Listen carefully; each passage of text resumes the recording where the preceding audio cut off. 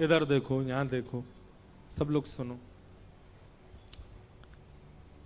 तो हरपाल नाम के एक भक्त थे भगवान के,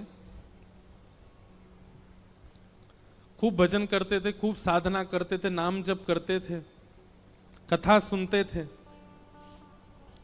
लेकिन वो ब्याह नहीं कर रहे थे। क्यों? उनकी इच्छा थी कि जैसा मैं भजन करता हूं, जैसी मेरी भक्ति है, जैसा मेरा भाव ठाकुर जी के प्रति है, ऐसी कन्या मिले तो मैं ब्याह करूंगा, नहीं तो जीवन भर ऐसे ही रहूंगा। तभी उनके किसी रिश्तेदार ने आकर के बताया, बोले तेरे लायक कन्या मिल गई मुझको। तो हरपाल जी बोले, क्या क्या गुण है उस कन्या का? बोले उस कन्या ने शर्त रखी है, मैं उसी से ब्याह करूंगी जो रोज 1000 संतों को प्रसाद पवाता हो। हरपाल जी बोले, अब तो मुहूर्त भी नहीं निकलवाना, कल ही ब्याह करवा दो मेरा।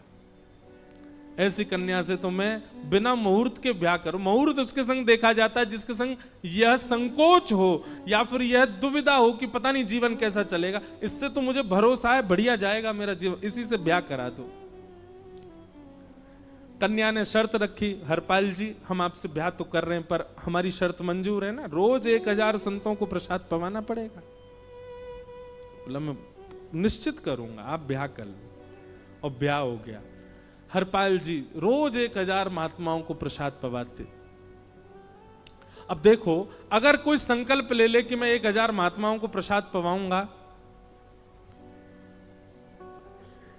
अगर 100 महात्मा ज्यादा बढ़ जाएं, 200 महात्मा ज्यादा, उनको मना करेगा क्या? वो तो फिर अपराध बनेगा उससे। प्रसाद पवाने का संकल्प लिया तो जितने आए सबको बैठाने की जिम्मेवारी उसकी। ऐसी कथा में भी होता है, कथा में जितने लोग आए सबका स्वागत होना चाहिए, सबके लिए स्थान पर्याप्त होना चाहिए। कई जगह प्राइवेट कथा करा, हम तो मना कर देते, मत कराओ भैया, आपको अपराध लगेगा। क्यों?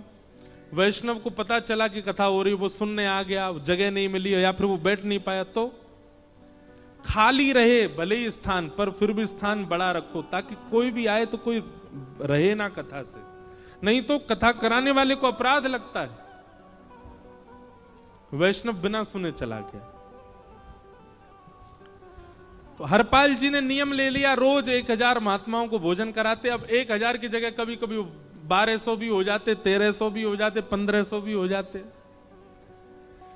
लेकिन हरपाल जी करते कुछ नहीं थे, कमाई का कोई जरिया नहीं था, केवल दादा परदादाओं की पुश्त से जो उनके पुश्तैनी धन था उसी को ही खर्च करते जा रहे थे।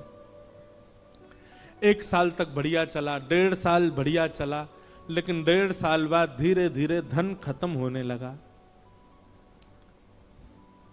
जैसे ही धन खत्म होने लगा, हरपाल जी बड़ी चिंता में आ गए, क्या करें। पत्नी को नहीं बताते थे। क्यों? बोले इससे तो शर्त लगी, इसको क्यों बताऊं अपना दुख, इससे तो शर्त मेरी यही शर्त थी कि रोज 1000 संतों को भोजन कराना। तो हरपाल जी ने बाहर जाते और दुकानदारों के यहां से जाकर के कर्जा लेने लगे। वो पुराने संपन्न थे तो किसी ने कर्जा देने से मना भी नहीं किया, सब देने लगे, बोले ले जा। इतना कर्जा कर लिया, 6-7 महीने तक कर्जे में भी उनके संत सेवा बंद नहीं हुई। 6-7 महीने बाद मांगने वालों ने मांगना शुरू किया, बोले हमारा दो, हमारा दो, हमारा दो। किसी का नहीं दे पाए तो पूरे नगर में ये हो गया कि भैया हरपाल जी अब पहले जैसी स्थिति में नहीं है, कर्जा इनको देना बंद करो, ये देते ही नहीं है पैसा लौटा करके। सब बिगड़ने लगा, धन नष्ट हो गया, इज्जत चली गई, लेकिन उनकी संत सेवा नहीं रुकी, रोज संत सेवा करते। एक दिन मन में विचार करने लगे, अब क्या करूं, अब तो मुझे कोई कर्जा भी नहीं देता, गहने भी सारे बिक गए, धन भी सारा खत्म हो गया। तो हरपाल जी ने मन बनाया कि मैं चोरी करूंगा, और चोरी करके ठाकुर जी, आप लोग मत करना ऐसा, चोरी करूंगा। हरपाल जी चोरी करने जाने लगे, लेकिन हरपाल जी का नियम था कि वो किसी के धन की चोरी नहीं करते थे। संपन्न लोगों के घर में जाते थे और उनकी रसोई घर की सामग्री चुरा लाते थे, चीनी, दाल, आटा, चावल, मूंग, नमक, मिर्च, ताकि भंडारा हो जाए सवेरे। इस प्रकार महाराज चोरी होने लगी। एक घर की हुई, दो घर, अब तो हल्ला होने लगा। बोले कि घरों की सामान राशन चोरी हो जाता है। वो बड़ा विचित्र चोर है, धन नहीं चुराता है, राशन चुरा के भागता है। ऐसी चोरी होने लगी महाराज। अब तो लोगों ने अपने अपने घरों में पहरेदारी शुरू कर दी कि चोरी ना हो। तो हरपाल जी को और दिक्कत होने लगी, क्या करें, कैसे करें। धीरे धीरे हरपाल जी इस स्थिति में आ गए कि अब संपन्न लोगों के यहां उन लोगों को ढूंढते जो ना कभी संत सेवा करते ना वैष्णव सेवा करते, और उन लोगों के यहां जाकर के थोड़ा बहुत धन चुरा लेते, स्वर्ण चुरा लेते। करना कुछ नहीं, अपना घर नहीं बनाते थे, बसाते थे, संत सेवा करते थे। ठाकुर जी रीझ गए हरपाल से। ठाकुर जी बोले, देखो ये सब चोरी कर करके और मेरे संतों को पवारा है। ठाकुर जी बोले, इस पर अनुग्रह करने जाना है। भगवान सिंहासन से उठ करके तैयार होने के लिए गए, और बढ़िया महाराज नकली सी मूछ लगा करके, ऊपर सिर पर पाग पहन करके, और थोड़ा पेट सा बाहर निकाल के, गले में खूब सारी जंजीर डाल के, हाथों की हर उंगली में अंगूठी पहन करके, सोने की जूतियां डाल करके, कौंधनी सोने की पहन करके, और एक बैंत समझते, वृद्ध लोग लेकर के चलते, बैंत, सोने का मड़ा हुआ बैंत लेकर के ठाकुर जी तैयार हो गए, एक सेठ जी बन गए। लक्ष्मी भैया ने पूछा, भगवान बड़ा सुंदर स्वरूप धारण किया, कहां जा रहे हो?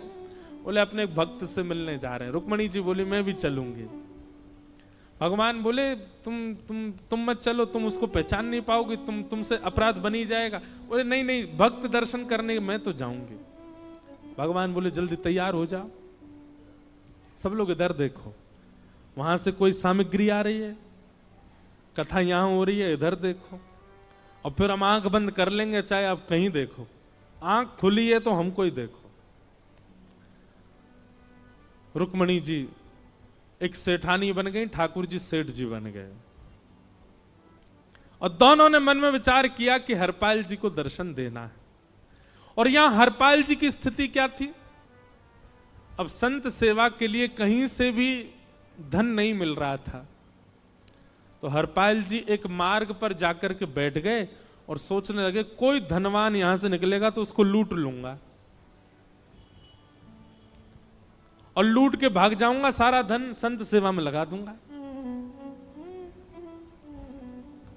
तभी उस मार्ग पर कोई और तो आया नहीं, ठाकुर जी सेठ बन करके आ गए। और महाराज खूब सारे गहने पहन करके, पाग बढ़िया सोने की जड़ाऊ पाग पहन करके, ऐसे वस्त्र पहन करके, और छम छम करते चलते आ रहे हैं। उन गहने ही बज रहे हैं ठाकुर जी के।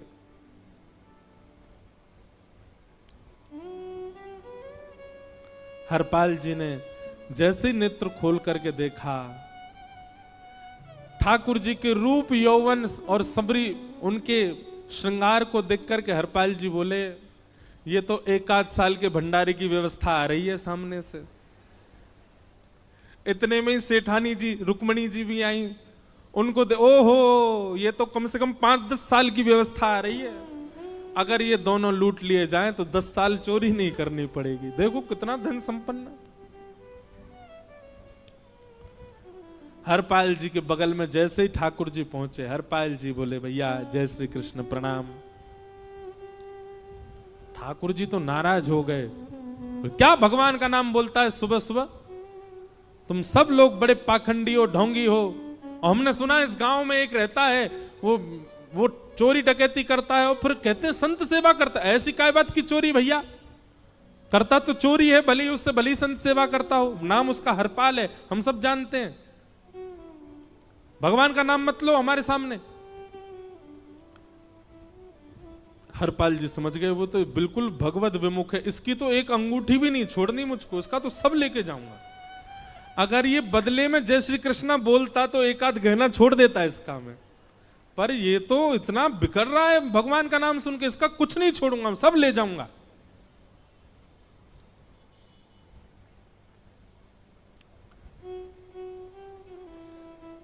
हरपाल जी बोले, हाँ भैया, एक रहता तो है डकैत इस गांव में, और उसका कोई पता नहीं है, वो कभी भी आ जाता है। लेकिन एक मार्ग जंगल में होकर के है, उसमें गांव में नहीं जाना पड़ता। जंगल से गुप्त चुप निकल करके पूरे गांव पार हो जाएंगे, आप शहर पहुंच जाओगे। उसका रास्ता मुझे ही पता है। सेठ जी बोले तो तुम हमको पार करवा दो। हरपाल जी बोले मैं पार तो करवा दूंगा, लेकिन भगवान मेरे घर कुछ मेहमान आए हैं, उनके भोजन आदि की व्यवस्था के लिए मैं तो बाजार आया था, मेरे पे धन नहीं है। आप यदि मुझको कुछ दे देंगे तो मैं घर पर व्यवस्था करके आऊंगा, तुरंत आपको लेकर के गांव पार करवा दूंगा। ठाकुर जी ने उसको कुछ सोने की मोहर दे दी, बोले लो तुम अपने घर की व्यवस्था कर आओ। हरपाल जी ने सामग्री खरीदी, घर पर पहले व्यवस्था करके आए। बोले आज की व्यवस्था हो जाए, क्योंकि आज तो 10 साल का सब चोरी करना समय लगेगा। पत्नी से कहा भोजन प्रसादी बनाओ, संतों को पवाओ। संत पूछेंगे मैं कहां है, तो कहना कि आप लोगों की 10 साल की व्यवस्था करने गए आज। हरपाल जी लौट करके आए और सेठ जी से कहा आइए आइए चल दीजिए मेरे साथ और हमारे संगी चलना बिल्कुल। ठाकुर जी रुक्मणी जी चलने लगे। जैसे ही विहंगम जंगल में पहुंचे, भयंकर भयावह जंगल, बीच जंगल में जैसे ही पहुंचे, हरपाल ने पीछे मुड़ करके देखा, दोनों चले आ रहे हैं। तुरंत महाराज वो तो अपने रूप में आ गया, शेर की तरह गर्जना करने लगा, अपनी लाठी धर दी सामने और अपने सिर का स्वाफा निकाल करके सामने बिछा दिया। भगवान जो सेठ जी के रूप में आया, भगवान बोले भैया ये क्या कर रहे हो? बोले मैं ही हरपाल हूं। सारे सामग्री निकालो, डाल दो यहां पे, एक चीज भी मत छोड़ना, नहीं तो तुम जानते नहीं हो तुम्हारा क्या करूंगा। ठाकुर जी तो थर थर कांपने लगे। रुक्मणी जी बोली देखो कैसा नाटक कर रहे हैं। रावण के आगे नहीं डरे थे, कुंभकर्ण के आगे नहीं डरे, हिरण्यकश्यप के आगे नहीं डरे, और वो हरपाल के आगे ऐसे कांप रहे हैं। भगवान तो मन की सब समझ जाते हैं, कौन ही मारने, वो तुम भी कांपो क्यों? बोले भक्त है भैया, ये हमारो भक्त है। अनुब्रजाम में हम नित्यम पूये ये तन्य रेणु भी, इसने हमारे लिए सब गवा दिया, हमारे वैष्णव संतों के लिए सब लुटा दिया, इसके आगे भयभीत होने में कोई लज्जा नहीं। लक्ष्मी नारायण दोनों कांप रहे हैं और हरपाल कह रहा सब निकालो। ए सेठानी जी कान के कुंडल उतारो। कान कुंडल उतार दिए, नाक की नथनी उतार दी, सब उतार उतार के धर दिए, हाथों के सब कड़ूला आदि भी धर दिए। भगवान ने भी अपने सब उतार। बोले बैंत कहां लेके जा रहे, उसको भी धर दो। बोले अरे भैया बुढ़ापे की लाठी, हम गिर जाएंगे। बोले कुछ नहीं गिरोगे, धर दो इसको। जीवन में कभी राम ना, जय श्री कृष्ण बोलने पे चिल्ला रहे थे मुझ पे, रखो इसको यहां पे, सारा धर दिया। बोले बहुत बढ़िया हो गया, अब 10 साल की व्यवस्था हो गई। इतने में भगवान की कनिष्ठ उंगली में एक अंगूठी थी। हरपाल बोला ये कहां बचा के ले जा रहे हो, उसको दो। बोले अरे भैया ये तो बहुत बचपन की हमारी अंगूठी है और ये आज तक हमारी निकली नहीं है और ये निकल ही नहीं पाएगी, इसको बाहर हम निकाल ही नहीं सकते, इसको तो रहने दो हमारे पास। बोले तुम क्या जानो, इस अंगूठी से कम 1 हफ्ता संत भोजन होगा और तुम पे तो दया करनी नहीं है। चिल्लाए थे मुझ पे जय श्री कृष्ण बोलने पर, निकालो इसको। भगवान खूब प्रयास करें, वो नहीं निकले तो हरपाल जी ने उंगली पकड़ी, बोले इसको काट देता हूं मैं, तुम्हारे पास उंगली रहने का कोई काम नहीं है, तुम उंगली से करते ही क्या हो।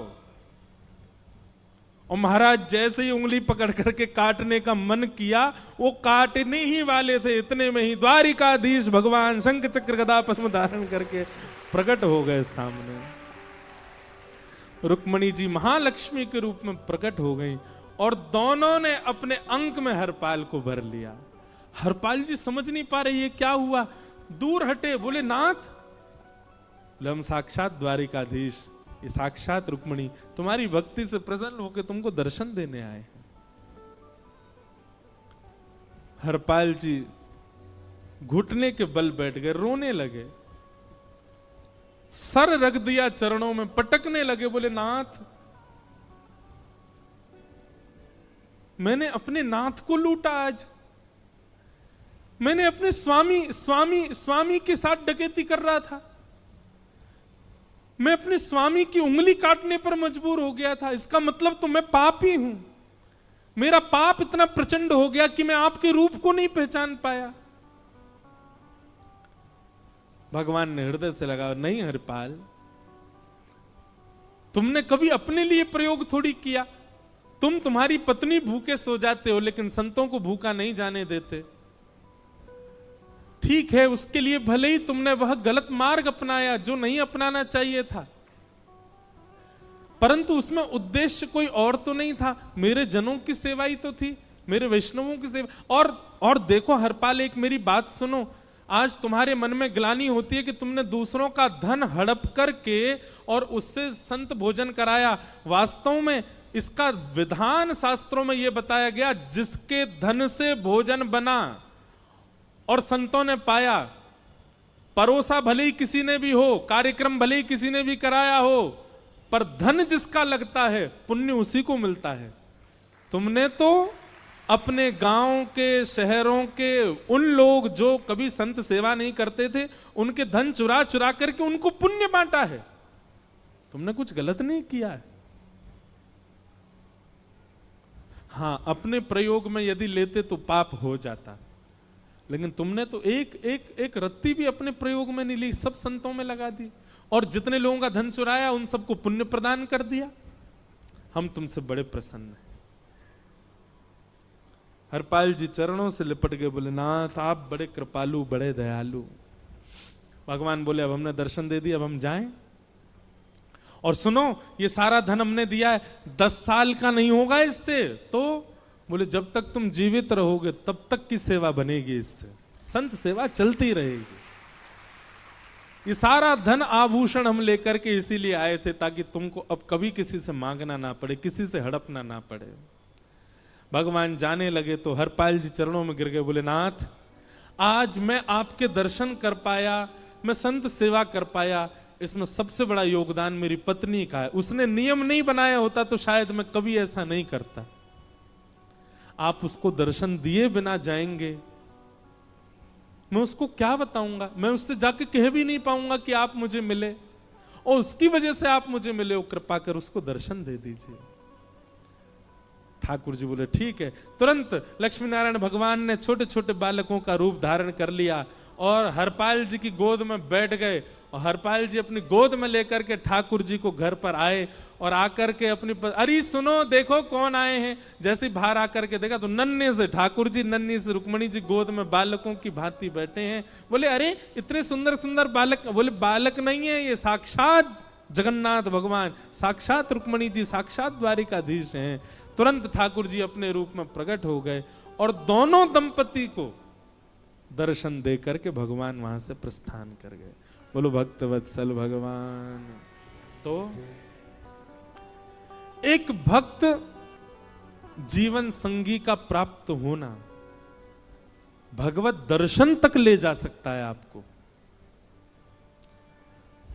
अब जिनके ब्याह हो चुके हैं उनसे तो अब हम कुछ कर नहीं सकते, पर जिनके नहीं हुए हैं संभल जाओ, सुधर जाओ, ठाकुर जी से प्रार्थना करो, और प्रार्थना करके केवल एक ही चीज मांगो, क्या हम गृहस्थी हैं नाथ, यह गृहस्थाश्रम है, हम इसमें आ चुके हैं, अब कृपा करके हमारे जीवन में जो भी आए वो आपका भक्त आए।